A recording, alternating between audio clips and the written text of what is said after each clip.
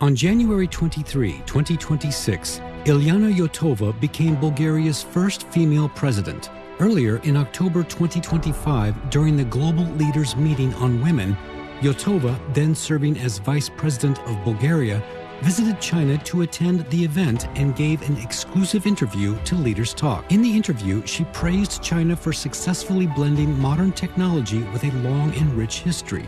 И вие трябва да бъдете щастливи наследници на тази цивилизация и на тази богата история, която е цяло съкровище. She also spoke highly of the steady development of China-Bulgaria relations. За пример за това как може да има разбирателство между два народа, как може да се работи общо за просперитета и на китайския и на българския народ. Looking ahead, she expressed hope for stronger and more sustainable exchanges between China and Europe. Да гледаме на себе си като съперници, трябва да гледаме като партньори. Leaders Talk. Stay tuned.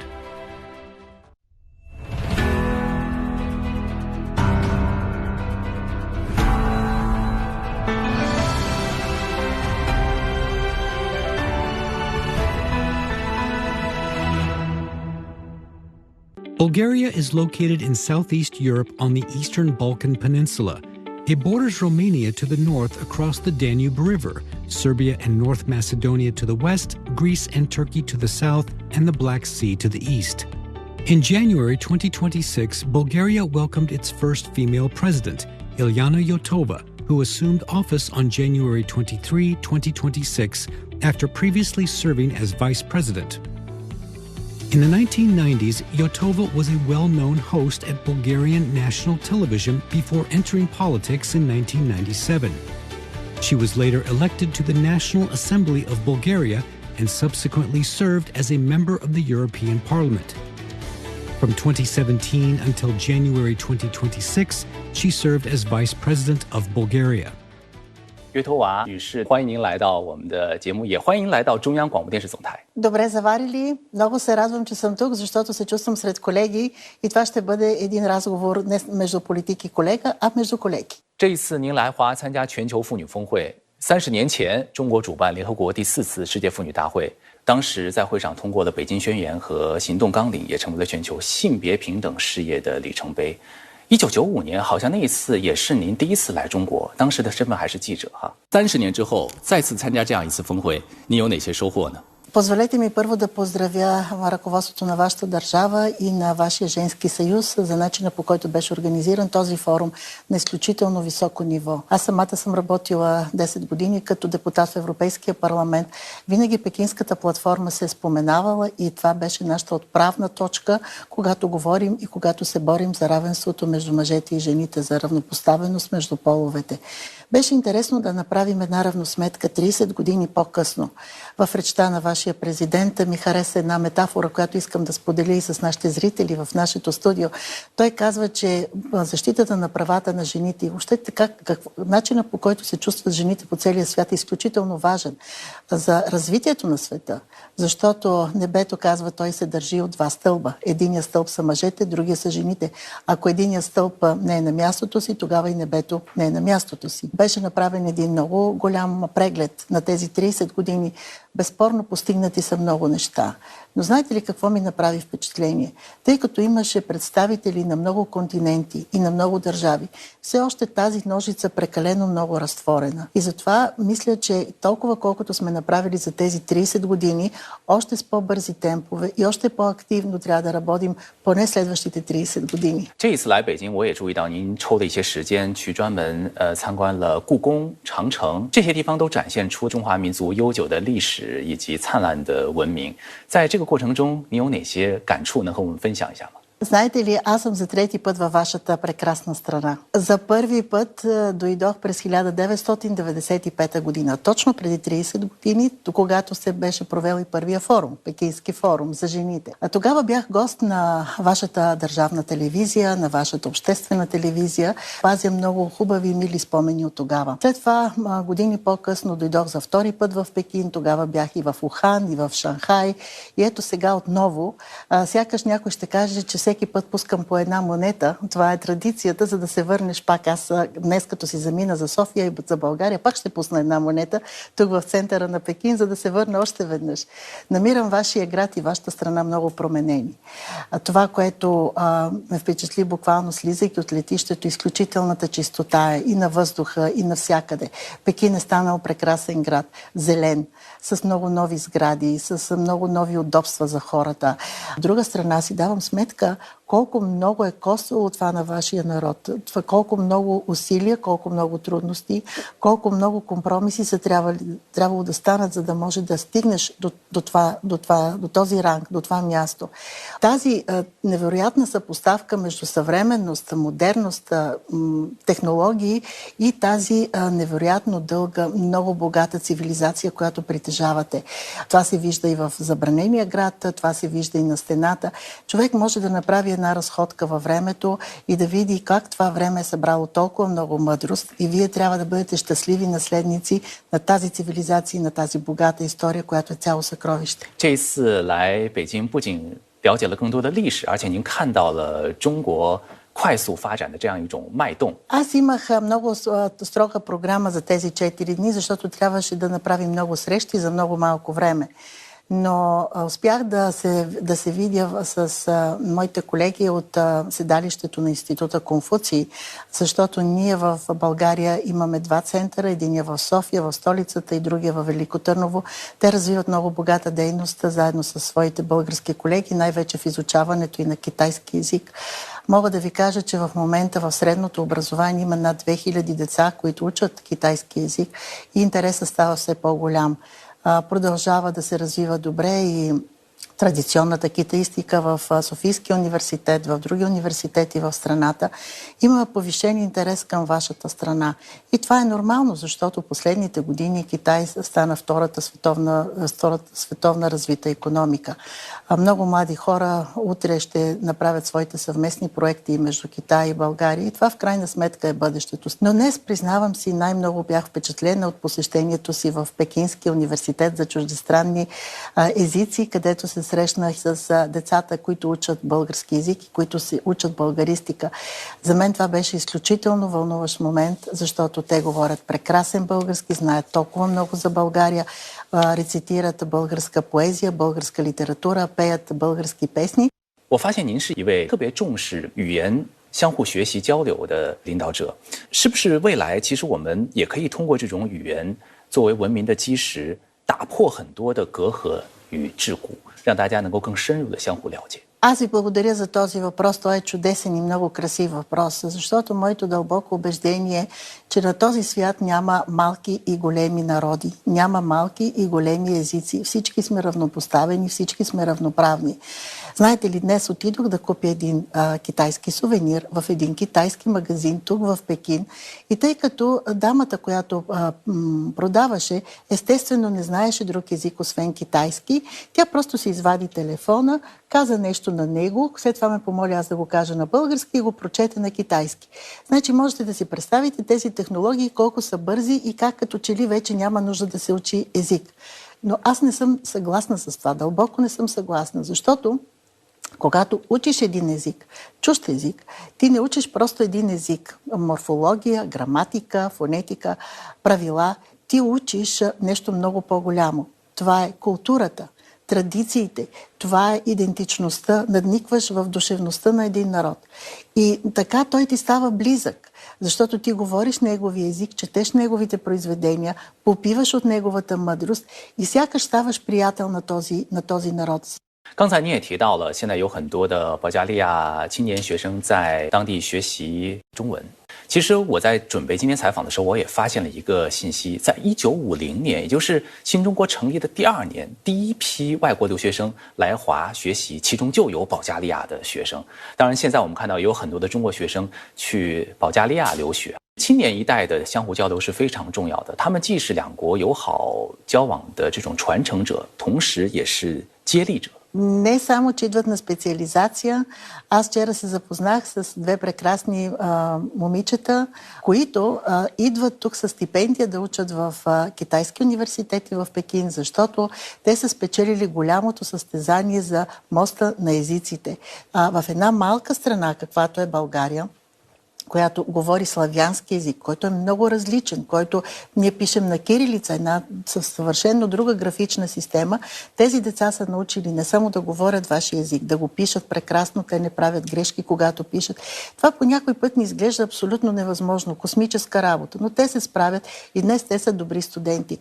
Днес света е толкова отворен, толкова глобален, че колкото повече езици и чрез тях култури и истории те знаят, толкова повече това е гаранция за техния успех. И аз искрено искам този начин на отваряне към различни държави, към различни начини на обучение. Имаме прекрасни университети, както в България, така и тук. 说到两国之间的人文交流啊，今天您还去了首都博物馆，您还向馆长提出了建议，介绍了保加利亚的文物，希望有机会这样的文物能够到中国进行展览。相信两个历史悠久的文明进行碰撞的时候，一定会产生不一样的火花。 Говорихме за това с ръководството и с директора на столичния музей тук в Пекин. Ние подготвяме, имаме една съвместна идея. Знаете, че България е изключително древна страна.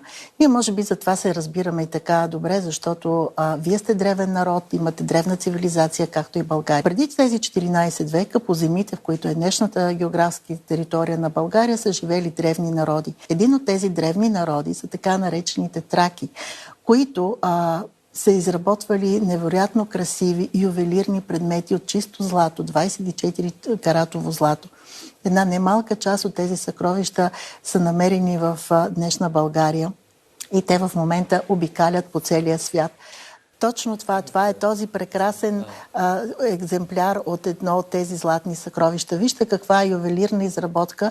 Даже не можем да си представим, че преди няколко хилядолетия това е изработвано от човешка ръка, без помощта на днешните машини, който човека след това е измислял, без помощта на всякакви технологии.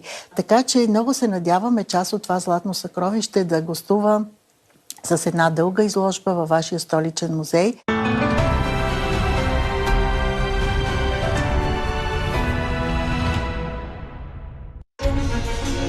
Images may appear to be identical, but looks can be deceiving. The difference is not always obvious. It has to be discovered. There are always different sides to a story. We put the focus on the details. To see more, to understand better. CGTN. See the difference.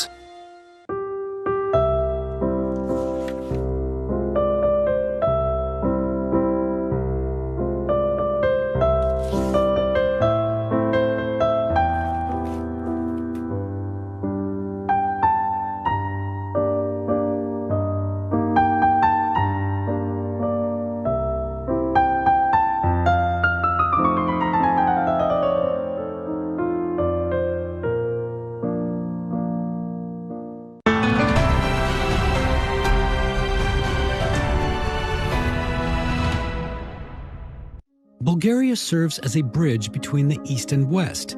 It is both a country participating in the Belt and Road Initiative and a member state of the European Union. Under the BRI framework and the China Central and Eastern European Countries Cooperation Mechanism, China and Bulgaria have continued to strengthen practical cooperation in areas such as agriculture, new energy, communications, and automobile manufacturing. In recent years, trade between the two countries has steadily increased. Bulgarian rose essential oil, dairy products, and wine, among other specialty agricultural and food products, have become popular with Chinese consumers. Chinese branded electric buses now operate on the streets of Sofia and other Bulgarian cities, while cooperation in green sectors such as photovoltaics and energy storage has made solid progress, supporting Bulgaria's green transition and improving local livelihoods.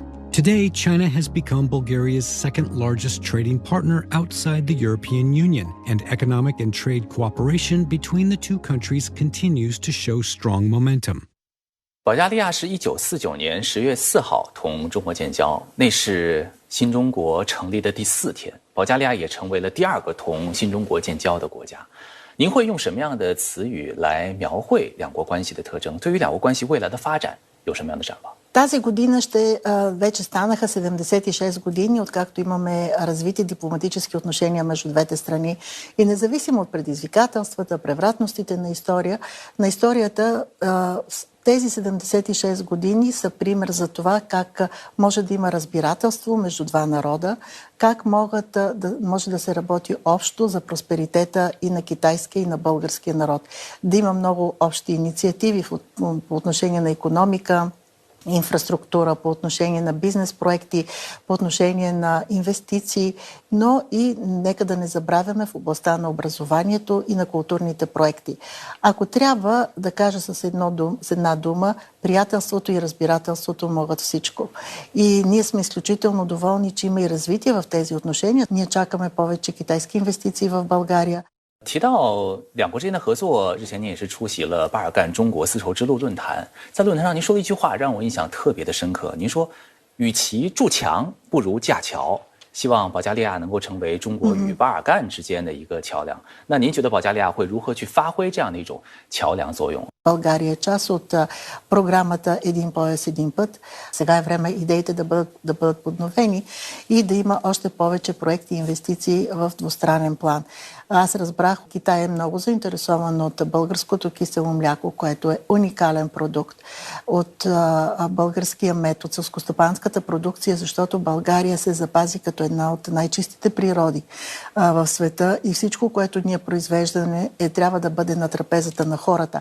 Това е, за съжаление, голямото предизвикателство в 21 век. Вижте колко в момента света стана труден, колко много конфликти, колко много войни и сякаш хората тръгнаха да се въоръжават повече, отколкото да мислят за бъдещето на поколенията, които идват след нас. 正如您所说哈，其实将近10年的时间，您是作为欧洲议会的议员，今年呢是中国与欧盟建交50周年。 不知道您会如何去评价中國關係在全世界範圍它的一個重要意義？ Ние приветстваме това, че напоследък се засилиха контактите между ръководството на европейските институции и вашата страна. Аз като европейски депутат преди години зная, че има специална делегация за връзки с вашата страна. Така че този диалог той не е прекъснат през годините, но той трябва да бъде по-устойчив, трябва да бъде по-често да се срещат хората, по-често да обсъждат идеите. И пак казвам, не бива да има ревност, не бива да гледаме на себе си като съперници, трябва да гледаме като партньори. 刚才您也提到了，其实保加利亚它的一个优势在于农业。 我们注意到，保加利亚呢是中国中东欧国家合作框架下农业领域合作的这个牵头国，当然也是中国中东欧国家合作的这个重要参与者，还有推动者了。未来保加利亚在这样一个机制中，还能够发挥哪些独特的作用？ България е член на Европейския съюз от 2007 година. Ние можем да бъдем един добър мост във вашите отношения към целия съюз. Освен това, нашето географско разположение е, както ние казваме, България родена на кръстопът. Можем да бъдем отворена врата и към други съседни страни. Можем да правим заедно съвместни проекти. И затова аз навсякъде, където направих официални срещи с мои колеги във вашата страна, тук в Пекин, казах, каквото и да е било, едно е ясно, че от тук нататък много работа ни чака. 近年来我们发现绿色是中欧之间合作的一个关键词之一。从这个清洁能源电站的建设到零排放的港口，再到新能源汽车智能化生产线的这种建设，保加利亚我了解到也在进行的这种能源转型，而且步伐越来越快。 在这方面，是不是两国也有广阔的合作空间？ България е страна, която като част от Европейския съюз е участник в политиката на зелената сделка. Отговорността на нашето поколение е да пазим земята и за следващите, които ще дойдат след нас. В един момент човека прекалено много се намеси и както виждате, сблъскваме се с много тежки климатични промени. България беше страна, когато аз бях дете, имаше категорично определени 4 сезона. Зима, пролет, лято и есен. Сега сякаш тази граница се поразми. България имаше сняг, който можехте да влезете почти до кръста. Сега почти вече децата, тези, които са мънички в момента, не са виждали някой от тях какво е сняг. Така че ние Хората трябва да осъзнаем какво правим със собствената си природа и трябва, може би, в един момент да кажем стоп. И затова ние приехме и работим по различни зелени политики, включително и достъп до зелена енергия за изграждане на фотоволтаични системи.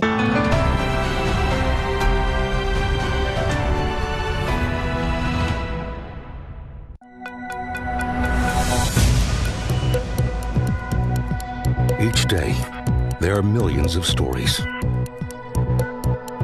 Each one can open new perspectives, new possibilities. Wherever you look, we are there. To see, discover, explore. We put the pieces together to find what really matters to you, all around the world, all around the clock. Our reporters are at home across the globe. From our headquarters in Beijing and production centers in Washington, Nairobi, and London. Stories from across the globe, reaching people across the globe. CGTN. See the difference.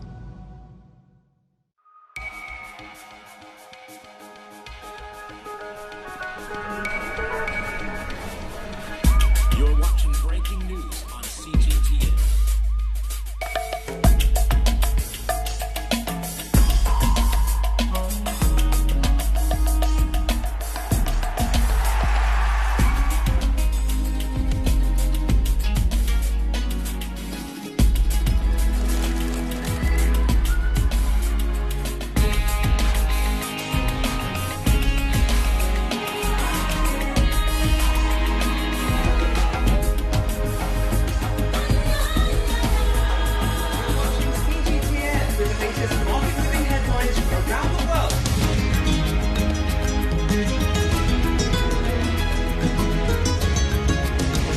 Welcome to the world today on CGTN.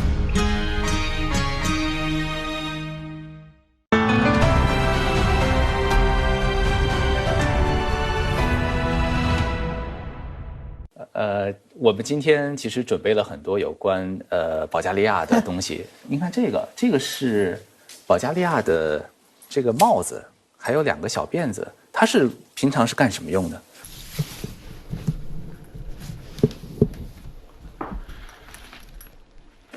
Само искам да кажа, че тази шапка представлява само една част от нашата страна. Тя е много характерна за определен регион на България, защото знаете, че освен всичките други прелести, с които сме известни, България е страната на розите. Ние дойдете през май месец или края на април, целия месец май, ще видите как един огромен регион от страната просто мирише на рози, на нищо друго, само на рози и е прекрасно. Те се берат в 4 часа сутринта, за да може росата, която е полепнала ето по тези малки листчета, да навлажни розата, за да може да бъде извлечено етеричното масло. Това масло е изключително скъпо и то се продава на най-големите парфюмерийни фабрики в целия свят, особено във Франция, където знаете, че родината на парфюмите. 对，我也记得您在保加利亚玫瑰节上说过这样一句话，说玫瑰就是保加利亚最好的外交名片，这些都是玫瑰精油。 Тя е нещо, с което не просто е цвете в градината, то е цвете в българската душа. Мисля, че всяка една китайска жена трябва да притежава поне едно от тези неща, пълно с розово масло. Аз разбрах, че пък вашето любимо цвете на Китай, това е божура. И казвам, че и той е мое любимо цвете. То се расте също в България, уха е прекрасно. И всеки път, когато стане 24 май, в страната не се работи, училищата вместо учебни часове, идват децата и плетат едни огромни венци от божури. 建交75周年的时候，在保加利亚首都索菲亚建了一座牡丹园，在那儿呢，中国的牡丹和保加利亚的玫瑰在同一片土地上绽放，可以说是各美其美，美美与共，就像中保两国的关系一样。其实未来我们是不是能够有通过更多这样的文化连结，来进一步去加深两国在经贸文化方面的合作？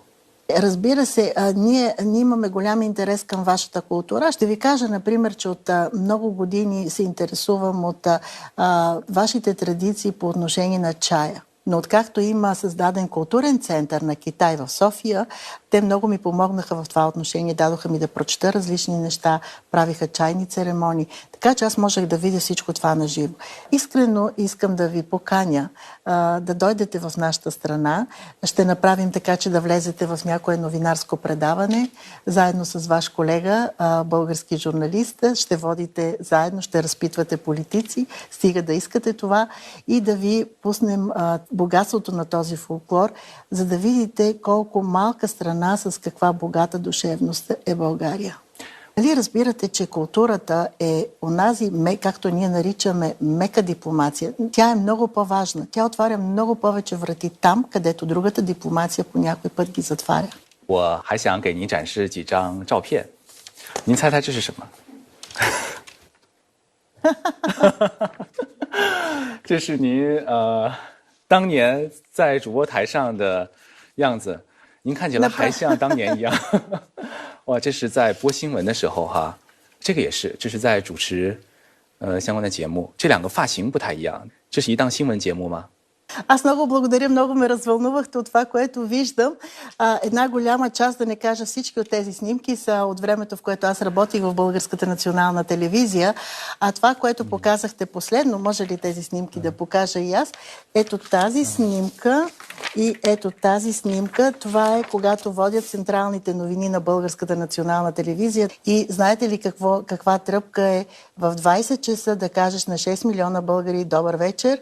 А вие сте с централната емисия на Българската национална телевизия и сега ще чуете най-важните новини. Сякаш беше вчера. 鉴于您曾经的职业啊，今天呢，我想我们的节目呢应该有一个特别的收尾。接下来就请我今天的搭档来给大家推荐一下保加利亚。 Добър вечер, уважаеми граждани на Китай. Няма да ми стигнат нито няколко секунди, нито няколко минути, за да мога да представя своята малка, но изключително красива страна. Далеч от тук, в източната част на Европа, България, която вие добре познавате. Защото вече 76 години ние имаме развити дипломатически отношения и много приятелство между двете страни. Как да ви опиша България? Представете си едно малко райско кътче на земята, с чудесна природа, с 4 годишни времена, с много усмихнати и доброжелателни хора, които искат да подадат своята приятелска ръка с много млади хора, които са любознателни, които изучават и китайски език и в средното училище, и в университета. След това идват да учат и в китайските университети с много добри отношения и с много добри перспективи за бъдещето и за взаимно изгодното ни сътрудничество. 好的，相信大家听完约托娃女士的介绍，会对保加利亚充满了兴趣。那今天呢，我们的节目也接近尾声了，感谢 今天在我们节目中的所有分享，也祝您一切顺利。我们下期高端访谈再见。